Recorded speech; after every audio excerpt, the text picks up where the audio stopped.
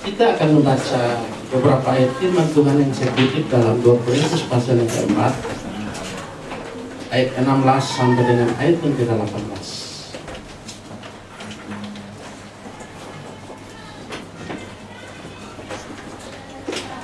2 Korintus pasal yang keempat, ayat 16 sampai dengan ayat yang ke-18,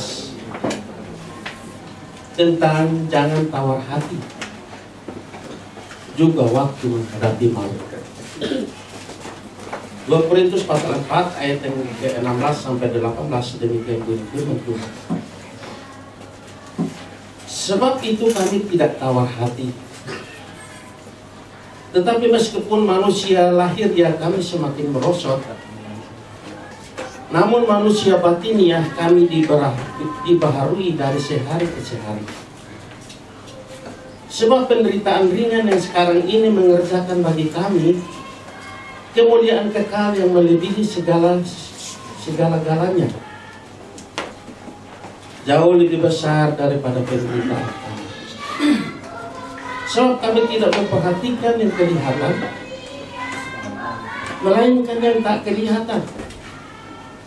Karena yang kelihatan adalah sementara, sedangkan yang tak kelihatan adalah kekal. Demikian jauh pembacaan firman Tuhan bagi kita. Kiranya firman Tuhan hari ini dapat menolong kita sehingga kita memahami posisi kita yang sedang mengiring Tuhan. Karena perjalanan hidup kita pada saat mengiring Tuhan bukan hanya beberapa hari, bukan hanya beberapa saat, tetapi seumur hidup kita. Sampai Tuhan memanggil kita, kita dalam posisi stabil. Sampai Tuhan memanggil kita, kita hidup dalam hidup yang berkualitas. Tema hari ini adalah jangan kecewa dan tawar hati. Hal ini kita bisa ungkapkan dengan berbagai cara. Tetapi untuk kecewa dan tawar hati ini masih juga menjadi pekerjaan rumah kita. Karena kecewa dan tawar hati ini masih juga berkisar dalam gereja Tuhan. Dan tidak sedikit orang yang kecewa dan tawar hati dalam mengiring Tuhan, dalam melayani pekerjaan Tuhan, dan dalam kesetiaannya dengan Tuhan. Jadi saudara-saudara sekalian kasih dalam Tuhan, masalah yang dihadapi oleh orang-orang Kristen pada masa kini adalah kita sudah memiliki posisi yang stabil. Kita sudah memiliki posisi yang aman dalam Tuhan, tetapi mentalitas yang lama masih bercongkol dalam hidup kita. Sehingga seolah-olah kita dalam pengiringan kita dengan Tuhan ini sangat berat. Sangat berat. Sehingga pada saat kita datang di dalam rumah Tuhan, kita melihat siapa yang mau menyelami kita, siapa yang perhatikan kita, siapa yang respon terhadap kita. Lalu kita kembali dengan kecewa. Kecewa itu jalurnya tawar hati. Nah, kalau Tuhan Yesus dengan berbagai cara memberikan perumpamaan, gambaran tentang perjalanan hidup orang-orang yang percaya atau orang-orang yang ada dalam Kristus adalah kalau yang tiap hari Sabtu mengikuti pengajaran tentang garam dan terang. Kalau garam itu menjadi tawar, sudah tidak ada gunanya selain dibuang dan diinjak-injak orang. Lalu di dalam Lukas dikatakan bahwa kalau garam itu sudah menjadi tawar, dengan apakah ia diasinkan kembali? Mau dijadikan pupuk juga tidak bisa. Mau dijadikan bahan untuk mengawetkan makanan juga tidak bisa, karena sudah tawar. Ini ini latar belakangnya adalah orang-orang Yahudi pada saat itu mereka pupuk yang utama dalam tanaman mereka adalah garam. Dan garam ini berbeda dengan garam yang ada di dapur. Ini garam yang mungkin masih mentah, dikumpulkan seperti pasir-pasir di sepanjang jalan. Lalu kalau kelamaan orang membeli untuk dijadikan pupuk, garam itu akan menjadi tawar dan tidak ada harganya lagi. Selain yang punya atau yang menjual garam itu dibuang saja dan diinjak-injak orang, itu gambaran, itu latar belakang kenapa Yesus Kristus memberikan gambaran perjalanan hidup orang Kristen tentang garam. Jadi saudara-saudara sekalian kasih dalam Tuhan Yesus Kristus, kalau pelayan yang mendahului kita atau gereja mula-mula begitu tegar mengiring Kristus, bagaimana dengan kita pada zaman ini? Bagaimana dengan perjalanan kita saat ini? Apakah masalah yang kita hadapi adalah masalah yang dibuat oleh diri kita sendiri dan kita kecewa, atau masalah yang dihadapi seperti gereja mula-mula? Di dalam pembacaan tadi, Paulus katakan kepada jemaat di Korintus bahwa jangan tawar hati juga waktu menghadapi maut. Kalau kita memperhatikan di dalam pasal yang keempat tadi, di dalam ayat yang ke-8, dikatakan dalam segala hal kami ditindas, namun tidak terjepit. Kami habis akal, namun tidak putus asa. Kami dianiaya, namun tidak ditinggalkan sendirian. Kami dihempaskan, namun tidak binasa. Kami senantiasa membawa kematian Yesus di dalam tubuh kami, supaya kehidupan Kristus juga menjadi nyata di dalam tubuh kami. Jadi dalam perjalanan mereka, ini yang dikatakan bahwa jangan tawar hati pada saat menghadapi maut sekalipun. Karena posisi kita saat ini ada di dalam Kristus. Posisi saat ini kita adalah manusia-manusia rohani. Berbeda dengan orang biasanya katakan, wah ini kami manusia, wajarlah kami marah, wajarlah kami kecewa, wajarlah kami tawar hati. Supaya saudara mengerti tentang orang yang tawar hati, dia bisa saja melayani pekerjaan Tuhan, semangatnya luar biasa, tapi dalam setiap perkumpulan dia akan mencemoohkan semua teman-teman yang lain yang sedang melayani. Wah, saya sendiri, saya capek sendiri, semua pelayan-pelayan itu semua malas. Itu sebenarnya tanda orang yang sedang tawar hati. Dia bisa melayani pekerjaan Tuhan, tetapi mencemoohkan pekerjaan Tuhan. Dan itu Yesus katakan, kalau sudah tawar, garam sudah menjadi tawar, atau hati manusia sudah menjadi tawar, dengan apa lagi harus diasingkan, dan pelayanan apa lagi yang harus diperhitungkan? Pelayanan apa yang harus diperhitungkan dalam pekerjaan yang sedang dia mengerjakan pekerjaan? Pekerjaan Tuhan seperti yang dikatakan oleh firman Tuhan. Sebab itu kami tidak tawar hati, tetapi meskipun manusia lahirnya kami semakin merosot, namun manusia batinnya kami dibaharui dari sehari ke sehari. Jadi jemaat yang kekasih dalam Tuhan, masalah karena kita masih ada di dalam dunia, masalah yang dihadapi oleh saudara dan saya, itu sebenarnya tidak membuat kita mundur dan kecewa dan tawar hati. Tetapi firman Tuhan katakan contoh-contoh yang nyata dalam pelayanan pekerjaan Tuhan yang sudah teman-teman mendahului kita, itu adalah suatu pembaharuan. Semakin firman Tuhan di dalam ayat yang lain dikatakan, semakin banyak masalah, tantangan, ujian yang kami hadapi, iman kami semakin kokoh dalam melayani pekerjaan Tuhan.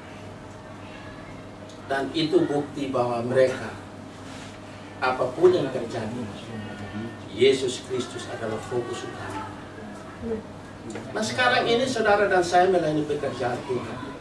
Fokus kita kepada Yesus, fokus kita kepada sesama kita, atau fokus kita kepada diri kita sendiri. Kan ada 3 fokus. Pandangan yang saat ini kita sedang melayani pekerjaan Tuhan dan kita terus memandang Yesus Kristus yang adalah yang kita layani sebagai Raja di atas segala raja, atau kita membandingkan pelayanan kita dengan orang lain, atau pelayanan ini karena ada kepentingan dalam diri kita sebagai orang yang mau muncul. Dan ini banyak kali terjadi dalam perjalanan gereja Tuhan pada saat ini.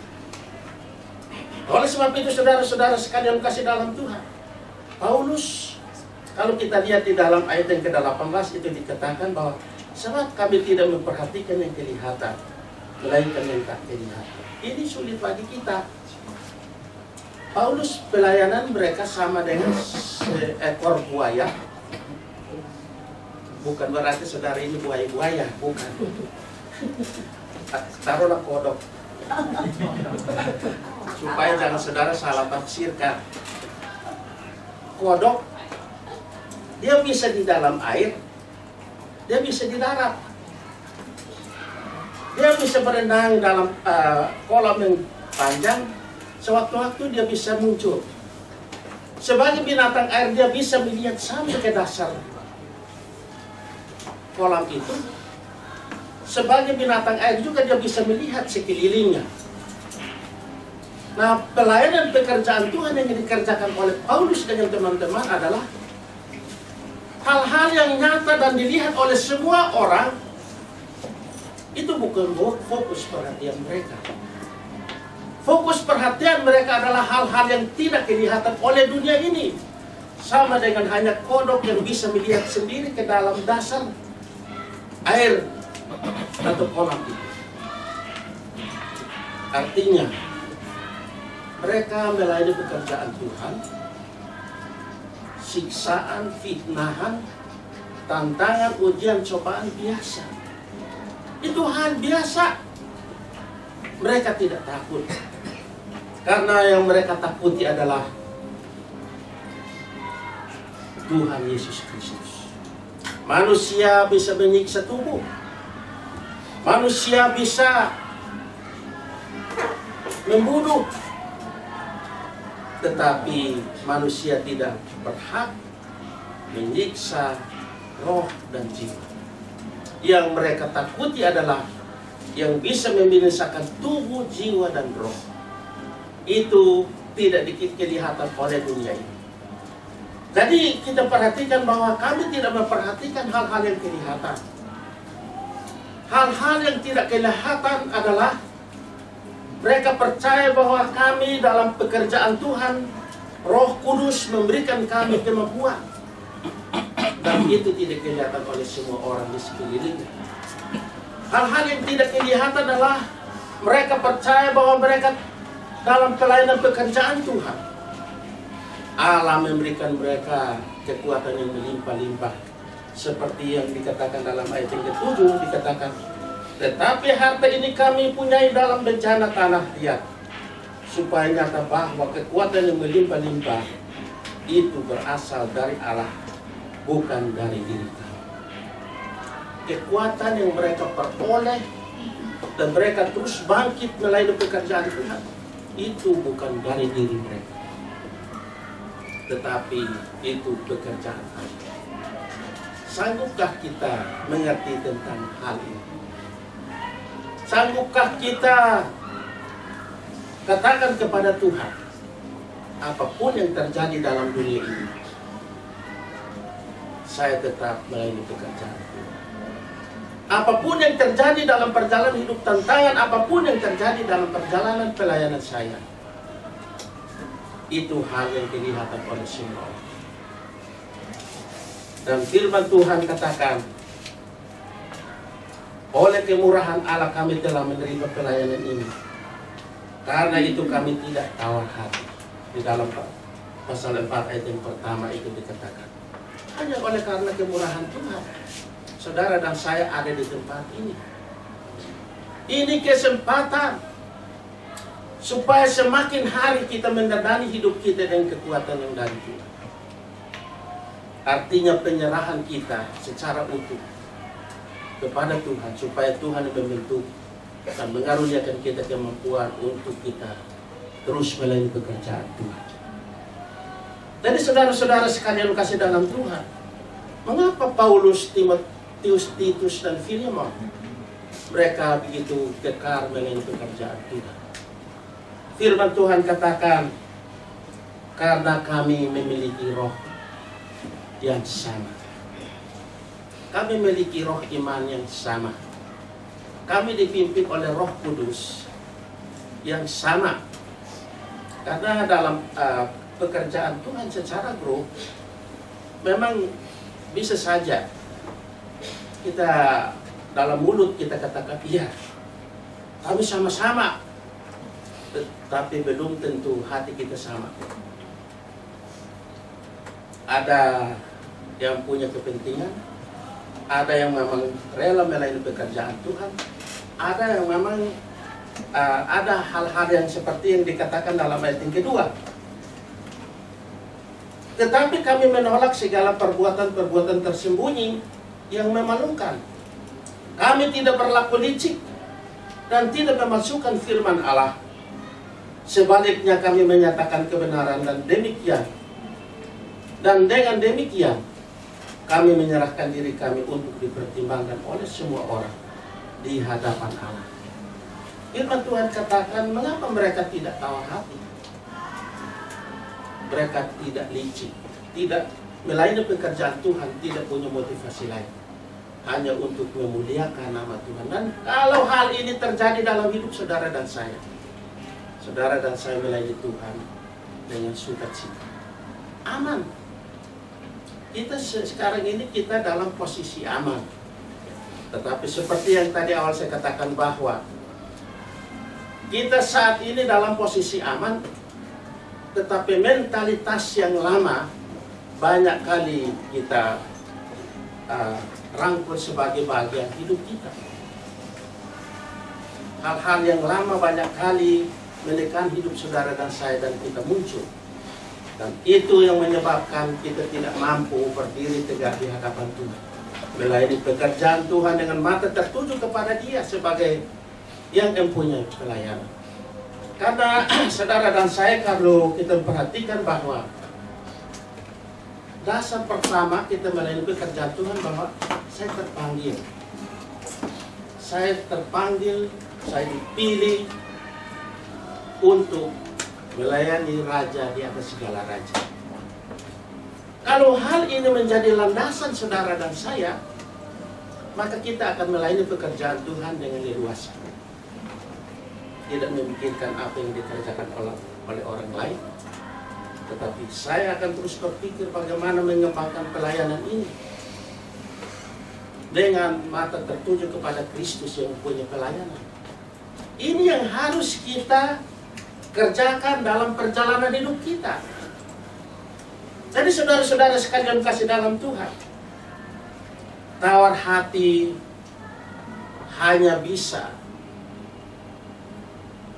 seseorang yang tawar hati hanya bisa dia kembali untuk diperbaharui kembali. Dia kembali melayani Tuhan dengan pertolongan Tuhan. Karena di lapangan saya lama di lapangan, khususnya di Sukabumi, saya memperhatikan bahwa banyak hamba Tuhan yang dari Jakarta, semua ada di lapangan, masing-masing melayani Tuhan dengan berbagai motivasi. Yang pertama, ada yang memang didukung oleh dana yang kuat. Ada beberapa gereja baru yang baru dibuka dengan sinode yang baru. Setelah sponsornya meninggal, gulung tikar, gereja semua ditutup. Lalu ada gereja-gereja yang ditutup, dulu mereka membeli atas nama gereja, lalu sekarang mereka mau jual gedung itu tidak bisa dijual. Sedangkan tokoh-tokoh yang awalnya mendirikan gereja itu semua sudah meninggal. Jadi ada beberapa gereja yang memang tadinya saya adalah ketua badan kerjasama gereja-gereja di Kabupaten Sukabumi. Ada beberapa gedung yang memang saat itu kalau saya berpikir secara duniawi, saya ambil gedung-gedung itu atas nama saya. Karena diadukan kemana-mana, wah Pak, nggak bisa Pak. Kalau sudah atas nama gereja, itu sama dengan kita menjual gereja, rumah ibadah. Kecuali semua orang yang tadinya tanda tangan, semua orang memulai dari awal, semua tanda tangan baru bisa. Nah ini semua orang yang udah meninggal. Jadi ada beberapa gereja yang memang termasuk pusatnya di Jakarta. Mereka berani menjual diam-diam, akhirnya 6 tahun pendeta-pendetanya. Itu kurungannya 6 tahun. Dan ini kenyataan. Mengapa mereka kecewa? Mereka tawar hati, berfokus kepada hal-hal yang kelihatan. Ini penyebab berfokus kepada hal-hal yang kelihatan membuat saudara dan saya akan kecewa dan dingin melayani pekerjaan Tuhan. Ada itu baru salah satu. Ada kurang lebih ada 3 tempat gereja baru yang makanya kalau di Bimas Kristen Protestan yang ada di Jawa Barat, khususnya di Bandung, sinode hampir lebih banyak daripada orang Kristen di Sukabumi, Kabupaten Sukabumi. Jadi baru 2 orang sudah sinode. Suaminya sinode, istri dan anak-anak sudah jemaat. Jadi dia hanya dalam satu rumah, dia sinode sendiri. Jadi sinode sekarang di Jawa Barat ditutup. Jadi kalau saudara mau ingin jadi sinode di Jawa Barat, tidak akan diterima.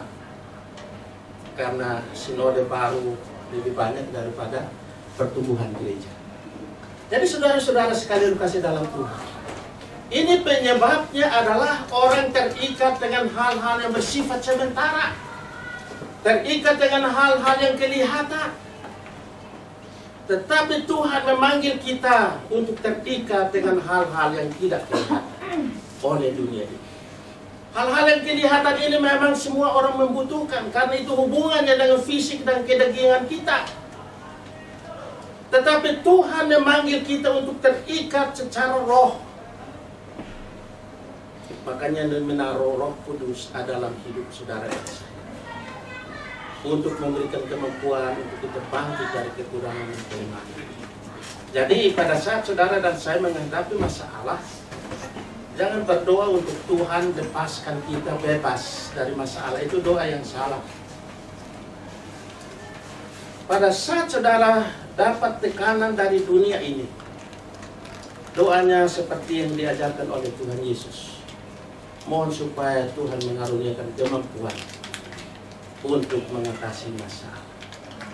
Bukan bebas, tidak akan bebas. Yesus secara manusia di dalam dunia ini tidak bebas, mulai dari kelahirannya sampai dibawa ke Golgota. Dan saat ini saudara dan saya sekarang menyerahkan diri, mempercayakan hidupmu kepada Tuhan, itu menandakan bahwa kita juga sanggup menghadapi tantangan seperti Kristus menghadapinya. Apapun yang terjadi, Yesus yang saya percaya pasti memberikan kemampuan. Jadi saat ini doa kita adalah, Tuhan, lewat Roh Kudus-Mu karuniakan kami kemampuan untuk bertahan mengiring Engkau sebagai Tuhan dan Juru Selamat. Itu doa. Tetapi Tuhan dalam nama Yesus Kristus, lepaskan saya dari semua masalah. Ini nggak ada ayatnya, nggak ada dasarnya. Tetapi memberikan kita kemampuan untuk sanggup berhadapan dengan masalah, dan masalah harus dikalahkan. Karena kuasa Yesus Kristus adalah hidup saudara dan saya. Jadi saudara-saudara sekalian kasih dalam Tuhan, firman Tuhan menjelaskan bagi kita hari ini.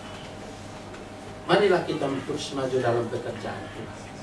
Marilah kita melayani pekerjaan Tuhan dengan mata tertuju kepada Kristus yang punya pelayanan, sehingga kita tidak kecewa dan tahu. Dan firman Tuhan hari ini menolong kita, sehingga firman Tuhan dikatakan di dalam ayat yang ke-17, sebab penderitaan ringan yang sekarang ini mengerjakan bagi kami kemuliaan kekal yang melebihi segala-galanya, jauh lebih besar daripada penderitaan. Jadi Paulus dengan teman-teman sampai sebagiannya sudah mati karena Kristus. Mereka anggap itu penderitaan ringan. Itu penderitaan ringan. Mereka disiksa, dihina, dipenjarakan karena nama Yesus Kristus. Firman Tuhan katakan itu hanya penderitaan ringan, berbeda dengan penderitaan berat, menjerit untuk selama-lamanya dalam kekekalan. Itu namanya penderitaan yang berat bagi manusia. Tapi penderitaan-penderitaan yang kita alami dalam dunia itu penderitaan ringan. Mari kita memolah hidup kita, bahwa semua yang kita alami itu biasa. Masalah saat ini kita hadapi itu biasa. Nah, ini tanda kemenangan bagi kita. Tetapi kalau kita katakan berat, sama dengan kita melihat batu kerikil. Kalau kita berhadapan dengan masalah, batu kerikil itu seolah-olah itu gunung. Tetapi kita katakan bahwa masalah itu biasa. Kita lihat gunung itu sama dengan batu kerikil. Jadi saudara-saudara sekalian kasih dalam Tuhan, mari kita memperbaiki status kita dalam Tuhan, bahwa kita adalah umat pemenang. Kita adalah orang yang terpanggil. Kita tidak sendirian dalam perjalanan hidup kita. Dia menyertai kita sampai akhir zaman. Tetapi apakah kita mengerti hal ini pada saat kita mengalami masalah? Apakah kita pada saat mengalami masalah kita tahu bahwa Tuhan beserta dengan kita? Atau kita sedang bisik-bisik ke kiri dan kanan cari pembelaan? Itu sahabat, kita tidak percaya bahwa Tuhan menyertai kita. Dia turut bekerja bersama-sama dengan kita untuk mendatangkan kebaikan bagi kita yang mengasihi Dia. Oleh sebab itu mari saudara dan saya perbaiki status kita dalam Tuhan. Kita bukan orang yang kecewa dan tawar hati. Mari kita menerima pelayanan ini karena ini kemurahan Allah. Kesempatan untuk kita melayani Tuhan. Karena ada waktunya, tidak ada lagi orang melayani pekerjaan Tuhan. Mari kita berdoa. Bapa dalam surga, terima kasih. Segala pujian, hormat, kemuliaan hanya bagi nama. Terpujilah Engkau Tuhan yang memiliki pelayanan ini. Roh Kudus mengaruniakan kami kemampuan, karena saat-saat ini kami sedang hidup dalam masalah dan problem. Tapi pada saat kami mohon pertolongan Tuhan, Tuhan mengaruniakan kami kemampuan untuk dapat mengatasinya dengan berkat pertolongan Tuhan. Dan Engkau berseru kepada kami pagi hari ini, serahkanlah seluruh beban hidupmu kepada Kristus, supaya Kristus yang memberikan kelegaan bagi kita. Terima kasih Tuhan Yesus Kristus untuk firman Tuhan.